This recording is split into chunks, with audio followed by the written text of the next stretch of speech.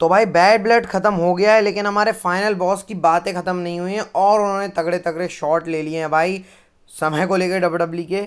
और ये rock, Roman rings और कोडी रोड्स का क्या सीन होने वाला है, सारी बातें करेंगे भाई। गोल्ड बग के बारे में भी बात करेंगे और रिमेनिंग बैड ब्लड प्रीवीवी के बारे में बात करेंगे भाई। और क्या क्या चीज़ों की सारी बातें करेंगे, कुछ सीक्रेट्स भी हैं। तो भाई आपको पूरी वीडियो ये भी देखनी है भाई, तो चलो स्टार्ट करते हैं। बिल्कुल लास्ट तक बने रहना, तो और आपको डिटेल में बातें पता चल जाएंगी। लेकिन वीडियो शुरू करने से पहले भाई, बैड ब्लड की पूरी रिव्यू वीडियो आ चुकी है। 14 मिनट के अंदर पूरा धमाकेदार बैड ब्लड का रिव्यू आ गया है भाई। लिंक डिस्क्रिप्शन में, पूरा बैड ब्लड को देख लेना, पहले उसे देख लेना अगर आपने नहीं देखा है तो। 300 से ज़्यादा लोग देख चुके हैं, तो भाई उसको देखना, उसके बाद यहाँ पे आना, तो आप और अच्छे से लिंक कर पाओगे। तो भाई कोडी रोड्स और कांड हमेशा साथ साथ चलते रहते हैं, तो स्टार्टिंग ही हम लोग कोडी रोड्स के कांड के साथ कर लेते हैं। केविन ओवंस का हील टर्न हो गया है और पहली बार मैंने डब्ल्यूडब्ल्यू के इतिहास में देखा है कि किसी का मेजर हील टर्न टेलीवाइज्ड ही नहीं हुआ है अभी तक। तो भाई क्या हुआ कि जब बैड ब्लड का शो खत्म हो गया था तो कोडी रोड्स वैनिटी वैन गए, वहां पे केविन ओवंस और कोडी रोड्स के बीच में बहस हो गई और केविन ओवंस ने अटैक कर दिया कोडी रोड्स के ऊपर। और ये जो मैं आपको फोटो दिखा रहा हूँ ये ऑफिशियल डब्ल्यूडब्ल्यू की तरफ से नहीं है, डब्ल्यूडब्ल्यू ने इसके ऊपर कोई टेक नहीं दिया है।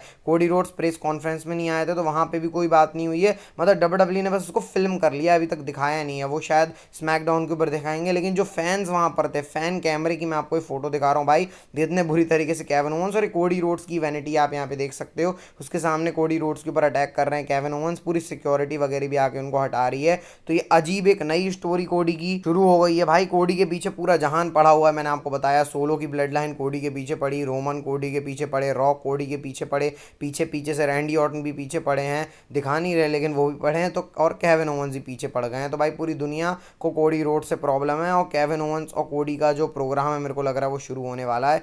फर्दर डिटेल्स अगर कुछ मिलेंगी तो मैं आपको बताऊंगा। लेकिन भाई केविन ओवंस का हील टर्न हो गया, और कैसे हुआ है, पीछे से, क्यों, बिना कैमरे से, मतलब भाई बिना कैमरा मतलब बिना टेलीवाइज्ड हील टर्न नहीं हुआ है, इसको आप बोल सकते हैं। भाई मेरे समझ में नहीं आ रहा है बैड ब्लड में क्या कर दिया भाई डब्ल्यूडब्ल्यू ने। सैल्यूट है भाई ट्रिपल एच को, इतनी अच्छी बुकिंग कर रहे हैं वो। अब प्रेस कॉन्फ्रेंस के ऊपर आते हैं तो यहाँ पे लिव मॉर्गन ने, क्यों सबसे पहले आते हैं, उन्होंने कुछ ज़्यादा बताया नहीं, बस उन्होंने ये बोला कि लिव मॉर्गन रिवेंज टूर जो है मेरा वो ऑफिशियली खत्म हो गया है, क्योंकि उन्होंने रिया रिप्ली से सब छीन लिया। जजमेंट डे, फैमिली छीन ली, डोमिनिक छीन लिया, चैंपियनशिप छीन ली। उसके बाद वो बोलती हैं कि रैकेल रोड्रिग्ज़ ही रिया रिप्ली को टक्कर दे सकती है। मैं रिया रिप्ली से दिमाग में अच्छी हूँ, लेकिन जो फिजिक में अच्छी है वो रैकेल रोड्रिग्ज़ है, और ये हमारे प्लान का पार्ट था जो फिन बैलर ने रॉ में प्रोमो कट किया था उसी को रिगार्डिंग बोला। डेमन प्रीस्ट आए, डेमन प्रीस्ट ने भी वही सारी बातें करी कि भाई मैं आईसी चैंपियनशिप की तरफ भी जा सकता हूँ। जो रैकेल का आना था वो अनएक्सपेक्टेड था, लेकिन रिया रिप्ली ब्रुटैलिटी अपनी बरसाएगी और मेरे को कोई एम्पैथी नहीं है उन लोगों के लिए। और मतलब डेम प्रीस्ट की बातों से ये लगा कि जजमेंट डे का जो बिजनेस है वो अभी भी अनफिनिश्ड है।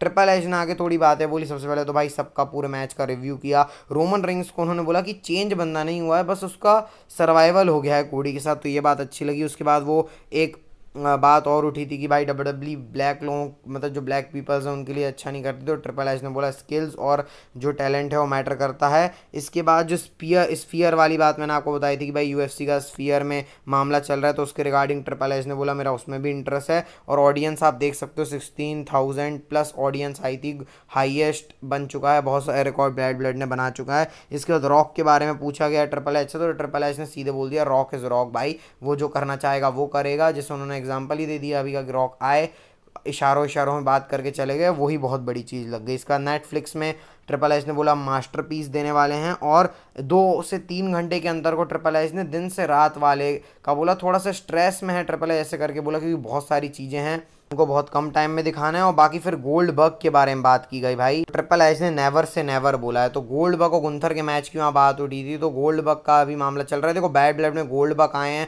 तो कोई सेंस होगा, ऐसे ही बैठने नहीं आए गोल्ड बग। तो जो मैच है गोल्ड बग का वो तो लटका दिया ट्रिपल एच ने नेवर से नेवर करके। लेकिन मेरे को पता नहीं क्यों ऐसा लग रहा है आने वाले टाइम में ये होने वाला है, और कुछ और डिटेल्स पता चलेंगी तो बताऊंगा। अभी इतना ही मालूम है कि गोल्ड बग के बारे में ऐसी बातें करी हैं, लेकिन गोल्ड बग आए हैं भाई, तो गोल्ड बग जब भी आते हैं उसका एक सेंस और लॉजिक रहता ही है। आप भाई ये फोटो देख सकते हो, रोमन रिंग्स और जिमी यूसो की होलसम फोटो बोल सकते हो भाई। पुराने वाली याद आ गई 2018-19 की, जब रोमन रिंग्स और जिमी यूसो साथ में थे, मस्त हाथ वाथ मिला रहे हैं, खुशी कर रहे हैं। रोमन रिंग्स हैंड शेक कर रहे हैं ऑडियंस के साथ, और जिमी यूसो अपनी शर्ट भी दिखाते हैं, शर्ट में दे नॉट द वंस करके लिखा हुआ है, मतलब वो ब्लड लाइन एक नहीं है, हमारी ब्लड लाइन एक है, ऐसे करके कहना है जिमी यूसो का। और जिमी यूसो के भैया क्या कर रहे हैं, जे यूसो, आप यहाँ पे देख सकते हो, पूरी फैमिली का कांड चल रहा है, और वहाँ बंदा ऊपर बैठे बैठे ईट ईट कर रहा है, तो सब जे यूसो के साथ वहाँ मजे कर रहे थे, ईट टीट कर रहे थे, लेकिन अभी जे ऊसो का इन्वॉल्वमेंट नहीं है स्टोरी में तो वो आए नहीं। अब इंटरेस्टिंग ये होगा कि जे ऊसो कैसे आते हैं, वो अभी हमारा मुद्दा फिलहाल कम है, क्योंकि बड़ा मुद्दा अभी आने वाला है रॉक वाला। उन्हीं के भाई हैं भाई वो भी। ये फोटो भी देख सकते हो रैकेल रोड्रिगेज, डोमिनिक और लिव मॉर्गन की। तो लिव मॉर्गन ने यहाँ पे कुछ क्लियर करके अभी भी नहीं बोला है, लेकिन मेरे को ऐसा लग रहा है Raquel Rodriguez as a body guard type आप बोल सकते हो लिव मॉर्गन की आई हैं। और जहाँ तक लग रहा है जजमेंट डे का एक मेंबर भी ऐड हो गया है, हमको मंडे नाइट रॉ में पता चल भी जाएगा। मेन बात करने से पहले थोड़ी सी रॉक के बारे में बात कर लेते तो रॉक ने भाई ट्विटर अकाउंट के ऊपर, इंस्टाग्राम के ऊपर अपना पूरा वीडियो ही डाल दिया बैक स्टेज से, जब से वो एंट्री कर रहे हैं उसके बाद उन्होंने ट्रैश टॉक करना शुरू कर दिया।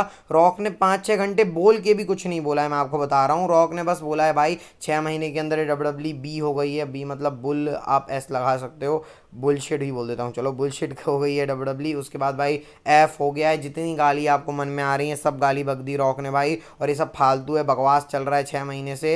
अब फाइनल बॉस आ गया है, अब डब्ल्यू के अंदर सब सही होगा। कोडी रोड्स के पापा का वो रेंडर लगा होता है ट्रक में, तो उसको वो बोलते हैं रॉक कि भाई मैं अपना देखो गुरु मानता हूँ, मैं आपसे बहुत प्यार करता हूँ मतलब उनसे, और कोडी से नफरत करता हूँ लेकिन तेरे बच्चे से। तो भाई शॉट भी ले लिए उन्होंने मस्त तरीके से। रॉक आते हैं, पूरा बैक स्टेज घूमते हैं, हाथ मिला रहे हैं, पूरा फाइनल बॉस वाली वाइब दे रहे हैं रॉक, और आखिरी में अपने ट्रक में बैठ के रॉक चले जाते हैं और बोलते हैं जब अभी मेरे पास बोलने को बहुत कुछ है, लेकिन जब टाइम आएगा तब बोलूँगा, ऐसे करके रॉक बोलते हैं भाई। पूरा भाई अगर इसको सुनोगे तो बस आपको मज़ा आएगा, बाकी कुछ जानने नहीं मिलेगा, मज़ा आएगा। मैं बोलूँगा सुन लो, 7 मिनट का है, मैं भी सुन लिया हूँ, बाकी मैं बता ही दिया हूँ क्या बोला है रॉक ने। कुछ नहीं बोला भाई, से समझ जाओगे 6 महीने तक कुछ नहीं हुआ है, और मैं अभी नहीं बोलूँगा, जब मौका आएगा तब बोलूँगा। तो सीड्स प्लांट हो रहे हैं, अभी बात करेंगे बस एक अपडेट के बाद। तो ड्रू मैकिंटायर और सीएम पंक के बारे में, हेल्थ के बारे में थोड़ा सा बता देता हूँ आपको। तो ड्रू मैकिंटायर को 16 टाँके लग गए हैं भाई, और ये अपडेट आई है। और ये जो खून देख रहे हो ना आप ड्रू मैकिंटायर का, रियल है भाई। रिस्पेक्ट 1000 टाइम्स बढ़ गई है मेरी ड्रू मैकिंटायर के लिए भाई। रियल ब्लड है ड्रू मैकिंटायर का। जी हाँ, आप जो देख रहे हो, जो सीएम पंक ने वो डब्बे से मारा था ना, वो सही में लग गया था ड्रू मैकिंटायर को, और उसके बाद उन्होंने मैच रसल किया है। तो भाई इसलिए तो बोलते हैं कि ये डब्ल्यूडब्ल्यू सुपरस्टार है, इनकी रिस्पेक्ट करनी चाहिए भाई, क्योंकि ये अभी हमको एक खरोच लग जाएगी तो भाई बहुत दिक्कत हो जाएगी, लेकिन इन लोग को तो भाई पूरा 16 टाँके लगवा लिए ड्रू मैकिंटायर ने भाई। और ये अब क्या बोल सकते हैं भाई, हाँ बाउ डाउन ड्रू मैकिंटायर। और मतलब वर्ड्स ही नहीं है भाई। मैं ना इसको 5 से ज़्यादा 6 स्टार दे दूंगा भाई इस मैच को। और लोग, मैं ट्विटर पे देख रहा था एक चीज़ की, लोग बोल रहे हैं भाई इनने वो स्पॉट नहीं किया, वो स्पॉट नहीं किया। अरे भाई इस मतलब मैच स्टोरी के हिसाब से चलता है ना, ऐसे रैंडम से थोड़ी चलेगा। तो पूरी स्टोरी के साथ ये मैच चला है भाई, मैं तो इससे सेटिस्फाई बहुत तगड़े लेवल का हूँ। सीएम पंक ड्रू मैकिंटायर से ज़्यादा, ड्रू मैकिंटायर से मैं बायस नहीं होना चाह रहा हूँ, लेकिन हाँ भाई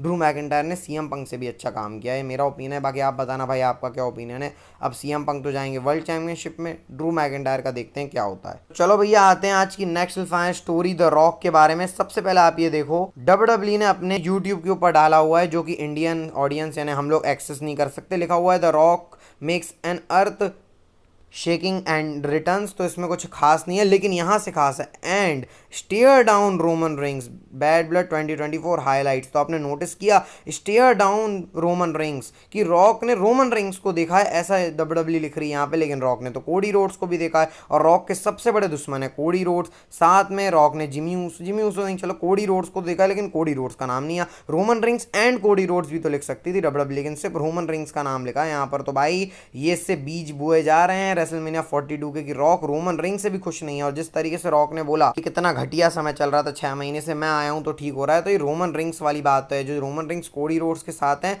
वो रॉक को पसंद नहीं आया है। और अब मेन मुद्दे पे आते हैं रोमन रिंग्स, रॉक और कोडी रोड्स के। रॉक ने 4 उंगली दिखाई है, इसका मतलब क्या है? सब पहले मेरे को भी लग रहा था कि भाई 3, 2, 1 और मेरा थीम सॉन्ग प्ले करो, लेकिन इसका ये मतलब नहीं है। इसका मतलब है 4-1 किया है रॉक ने, यानी रेसलमेनिया 41 करके उन्होंने किया है। और ये टेढ़ी आंख दिखाई है कोडी रोड्स को, और ये जो पोज है ये आइकॉनिक रॉक का पोज है। और ये रॉक बिल्कुल जब वो देते हैं उस बंदे के ऊपर रॉक की 100% वो रहती है, क्या बोल सकते हो आप, दृष्टि बोल सकते हो आप रॉक की, कि उसको देख रहे हैं रॉक और उसको छोड़ेंगे नहीं रॉक, ये वो वाला साइन है रॉक का।